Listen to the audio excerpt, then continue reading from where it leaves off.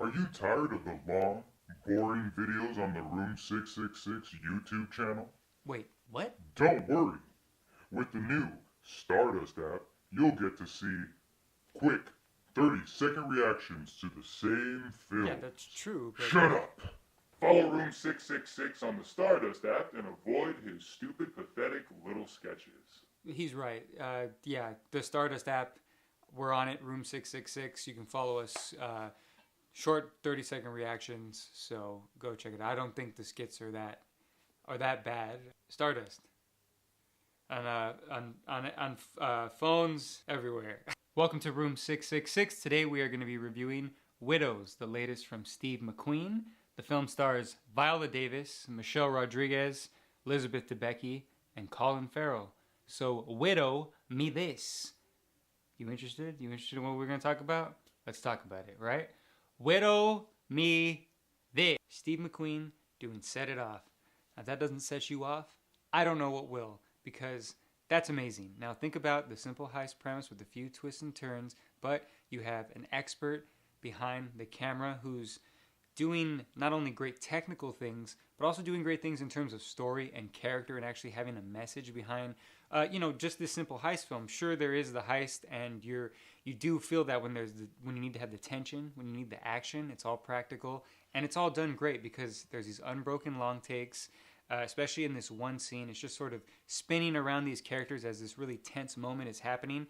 And in a lesser director's hands, you would have got a lot of quicker cuts, a lot of flashes, a lot of more CGI kind of flashy action to make you think that things are going on. Here, he lets the camera just stay on the things that are happening so that you actually feel the tension, because you're just like, when is this going to end? When are they going to be through with this? And that makes it amazing because you also have character moments in that. And that's what really this movie is about. It really is about all the characters, all the main characters who are basically women and people of color. And it's a great kind of look at the struggle of that, of how they've kind of been put down. Women and people of color are put down by politics, at work, through their husbands, by power, through everything like that. And it's a real kind of good film that has, it doesn't really pound that message on you. It's not really saying, here is that message, but it gives you enough moments of that to where you really feel what Steve McQueen's trying to say there. And not only do you have the great acting, but you have the great action, then you just have the great, great cinematography. And the way that this film is framed is a way that no other action film would be framed. I mean, there's this scene that I just don't want to give too much away, but there's this great scene with Liam Neeson and Viola Davis. It's just framed in this great way that you don't know what happens, but you sort of hear the sound, and you're not sure what happened until the camera moves a little bit. And it's just such an expert choice that nobody else would do. And the story itself is pretty simple. It's pretty straight down the line. You're not going to get too many crazy twists and turns. There are a few things that happen that you don't see coming, but I think that the reason you'll enjoy this is because it's a character piece. It's not about anything else but these characters, and you got Viola Davis, the beautiful Michelle Rodriguez, Elizabeth Debicki. I mean, all these great actresses doing great performances that we're going to talk about, but Steve McQueen behind the camera, that's an expert at work. It's maybe one of your best films, maybe. I'm still thinking about it. I don't know. It might be. First up, we're going to talk about Colin Farrell and Robert Duvall. Now, let's get Robert Duvall out of the way. He's old and he's just yelling most of the time. Now, that's not saying that it's bad, but I mean, I don't even think he let them comb his hair for this movie, because it was always disheveled. It always looked like he just woke up, which is fine. I get it. He doesn't really have to do much. He just literally just sat there and yelled, pointed a gun at somebody and yelled. It's great, though, because Duvall's great. He's a great actor. So I'm not complaining. I'm just saying he's old. Leave him alone, I guess, right? Don't keep putting him in this shit. He doesn't look like he wants to be doing it, honestly. Colin Farrell. Colin Farrell has been doing such fantastic work lately. He was never charming to me. He was always just a dud, I always felt like before. And now he's doing a lot of interesting things. Here he plays like a sleazy politician who kind of makes it seem like he cares about the people. He's not a complete sleazebag, but at the same time, he is only in it for himself. He doesn't really care about lower class people, and he tries to make it seem like he does. But because Colin Farrell is such a kind of charming person, you never really get the sense that he's this like evil guy. he just is kind of doing what his father's doing, which is Robert Duvall. Robert Duvall plays his father, and he's kind of under his thumb. So it's kind of a nice little like father-son kind of resentment type thing going on there, and it's a cool little storyline in a thread of a few storylines that are in this film, but they're all put together pretty nicely, and Colin Farrell, Robert Duvall, always a great addition.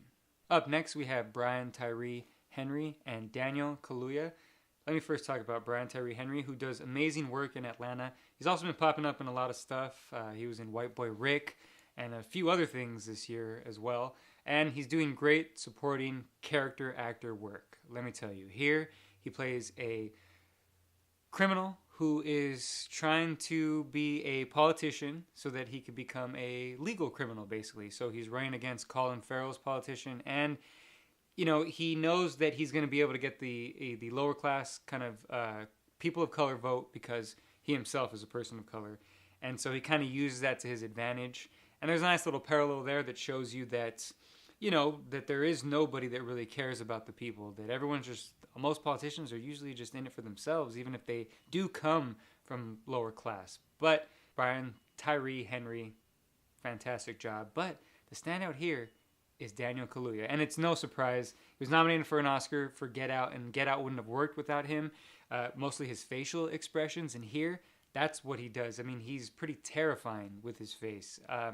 He plays, I believe it's the brother or cousin of Brian Tyree Henry's character, but he's kind of like his muscle. He's goes out and gets things done for him. He collects things for him. There's a bunch of amazing scenes, and they're all done in long, unbroken takes of Daniel Kaluuya being intimidating as hell. There's this one scene that I believe I talked about earlier, that the camera's just sort of spinning around him, and he's sort of just intimidating these people, and it's a very tense and really extreme scene, and he does it in such a just... It's not like it's this menacing that isn't like overbearing. It's not too much like, oh, I'm gonna kill you. It's just kind of, he just has this sort of look that you're just like, oh man, like he doesn't even say anything to me. Here's the money, man. Like, sorry, because you don't know if he's being nice. You don't know if he's being. It's just a really great performance, and honestly, it's something that I think they should push for a Best Supporting Actor. So, good job to both of y'all. Up next, we have Elizabeth Debicki and Michelle Rodriguez. Let's talk about Michelle Rodriguez first. She has a really fantastic role here, and I think Steve McQueen was able to use her in a way that not a lot of other directors have, or really other roles have. She's usually in stuff like kind of like Resident Evil, sort of cheesy action stuff like Fast and the Furious. It sort of doesn't really ask her to do anything but just sort of be tough and macho. And here, that's not really her character. Her character is a mother who is just trying to struggle while her husband is out there thieving. She's just taking care of the kids. She's living with her mom. She's just doing all this stuff, and she's struggling. And she is a strong character, but she never plays it as this sort of tough, kind of like, oh, I can do this. Like most of her characters, she's got this great vulnerability to her, and it was fantastic to see her used in a way that, that showed her talents, because I think Michelle Rodriguez is fantastic, and I would love to see her in more stuff, especially like this. But the standout here is Elizabeth Debicki. Now, she played that golden girl at the beginning of Guardians of the Galaxy Volume 2. No, not the golden girls, the old women. The golden girl in Guardians of the Galaxy Volume 2. She was the main princess person, but here she plays this sort of, beaten down, abused wife. I mean, her husband is one of the criminals, plays by John Bernthal, and there's really just a quick scene with him in it. He's not in it that much, but you could just tell from that quick scene that the relationship is pretty toxic and that he beats her, and it's not good.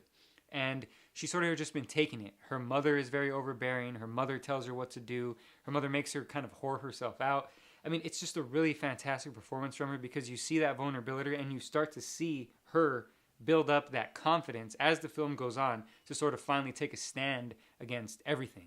And it's a standout performance that I hope a lot of people are going to be talking about, because it's really great. I don't know her from anything else but Guardians of the Galaxy Volume 2, but because of this film, I'm a huge fan of hers. She is hilarious. She works well with the ensemble. It's such a great performance. Honestly, there's a lot of Oscar-worthy performances in here, but I would say that's one of them. There's a lot of people in this movie, so some people are going to be left out, but last, never least, the wonderful Viola Davis. Now, this isn't a role that we haven't really seen her do before, but think of it as like her role in Suicide Squad, except it's a better movie and there's an actual character there. And what I mean by that is that she could still be that cold, kind of tough persona when she needs to be in this film, but she is a very vulnerable, just wife who just is grieving over her husband. And Viola Davis is a fantastic actress, so she brings a lot of emotion to every scene in terms of so she has to be tough. She has to play tough. She does a great job of really presenting that. But you also get these other great scenes of vulnerability where she's not even sure if this is going to be able to happen. And she just misses her husband and she doesn't know what's going on.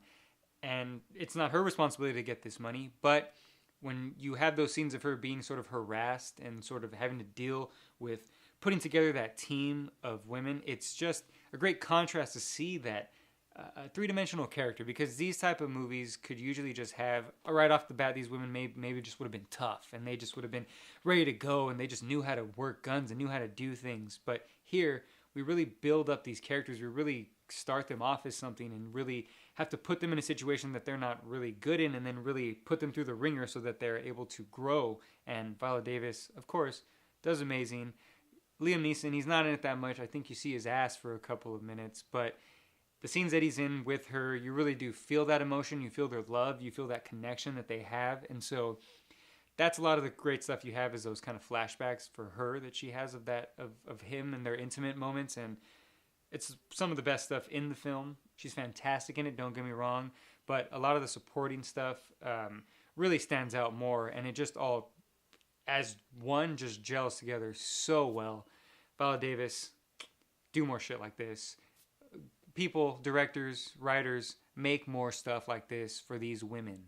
In conclusion, Widows is one of the best films of the year. It's going to be one of my favorite films of the year. And it's probably one of the best heist films ever. That's right. And I'll tell you why. Because it's expertly directed. It's got great acting. It's got character growth. You've got actual things going on besides the heist, which is there's a message behind it. You have these amazing, long, unbroken takes that let you kind of feel the practical action, the tension, and again, see all the great acting that's on display. I would recommend it to everybody. I think everyone would enjoy this, but know this. If you've seen the trailer and you're thinking, nah, that's not really not for me, trust me, it's not just a regular old heist film. It's got a lot to say. It's got a lot going on, but the widow you know, the better. Just know that. The widow, you know, the better. You know what I mean?